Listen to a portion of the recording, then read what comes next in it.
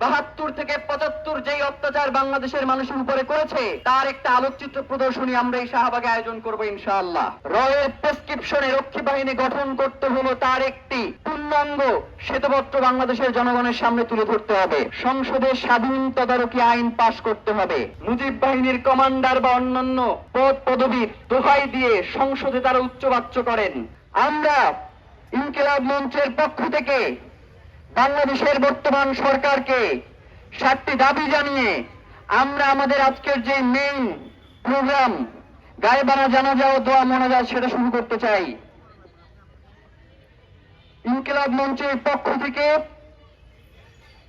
বাংলাদেশের সরকারের কাছে 7টি দফা তুলে ধরছি।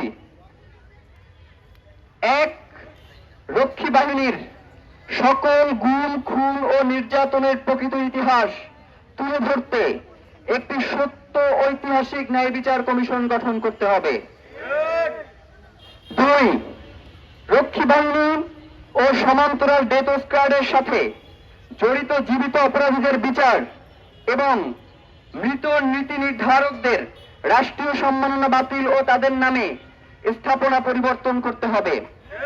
প্রিয় ভাইয়েরা, গতকাল আমরা যখন এই পোস্টটা দিলাম তখন আমাদেরকে বেশ কয়েকজন ফোন করেছেন। তারা আমাদেরকে জানিয়েছেন যে কারো দাদা এই রক্ষী বাহিনীর হাতে নির্যাতিত হয়ে মৃত্যুবরণ করেছেন, কারো বাবা এই রক্ষী বাহিনীর হাতে হত্যার শিকার হয়েছেন।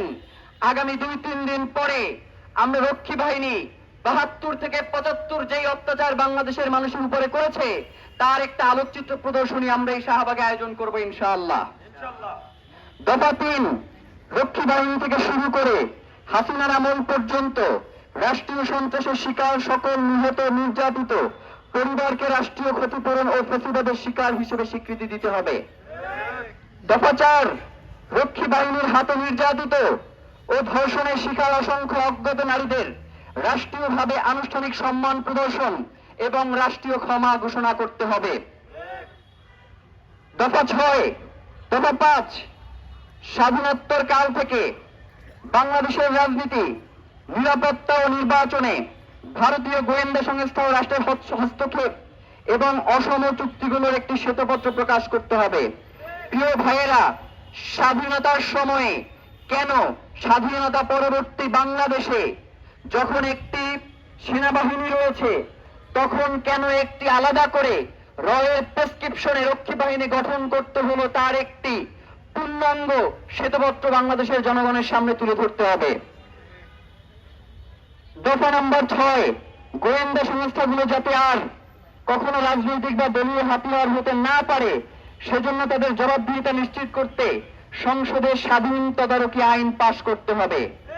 আমরা দেখেছি যে বাংলাদেশের গোয়েন্দা সংস্থাগুলোর অনেকেই পার্শ্ববর্তী একটি রাষ্ট্রের পারপাস সার্ভ করবার কাজে যেন ব্যবহৃত হচ্ছে। পার্শ্ববর্তী রাষ্ট্র বাংলাদেশে যেইভাবে করে তাদের এজেন্ডা বাস্তবায়ন করতে চায় সেই এজেন্ডাগুলো বাস্তবায়ন করতে আমাদের দেশে অত্যন্ত লজ্জার বিষয় যে আমাদের দেশের গোয়েন্দা সংস্থাগুলো তাদেরকে সহায়তা করছে। সুতরাং অবশ্যই সংসদে স্বাধীন তদারকি আইন পাশ করে যাতে তারা কোনোভাবেই বাংলাদেশের স্বাধীনতা সার্বভৌমত্ব অন্য কোনো রাষ্ট্রের কাছে বিকিয়ে দিতে না পারে সেই ব্যবস্থা গ্রহণ করতে হবে। দফা নাম্বার 7. ভবিষ্যতে কোনো সরকার বা বাহিনী যেন দায় মুক্তি আইন পাশ করে বা উপর মহলের নির্দেশে এর অজুহাত দিয়ে বিচার এড়াতে না পারে সংবিধানে তার স্থায়ী রক্ষা কবচ তৈরি করতে হবে।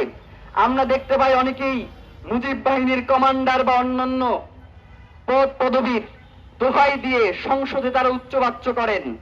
এই গাধাগুলোকে বিচারের আওতায় না আনলে তারা এইভাবে করে উচ্চবাচ্য করেই যাবে।